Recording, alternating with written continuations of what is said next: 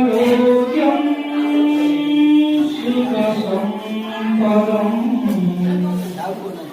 शत्रुबुद्धि विनाशाय विपदे नमोस्तुते परं ब्रह्म दीपज्योति नमोस्तुते कदाचित् कालंगी तट विपिन संगीत करवो उदारी नारी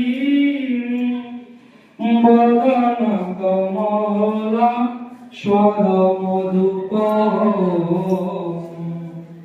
रमा शंभुर्ब्रह्मा सुरपति गणेश चितपदो जगन्नाथ स्वामी नयन पथगामी भवतु मे।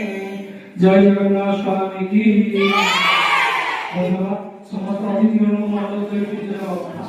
अतिथिगणों जड़े दक्ष अध्यापक तेणु सर्वप्रथम स्वागत करने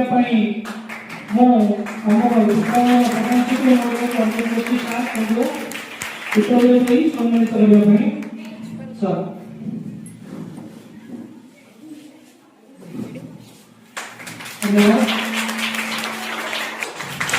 धन्यवाद।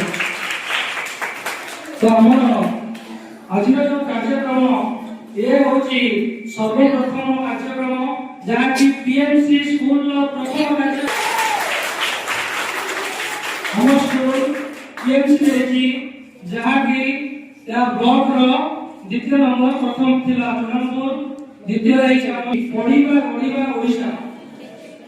तो निश्चित भाव में आम पढ़ा आम देश को बढ़ा आग को बढ़ा। तो यही क्रम में सर्वप्रथम आमर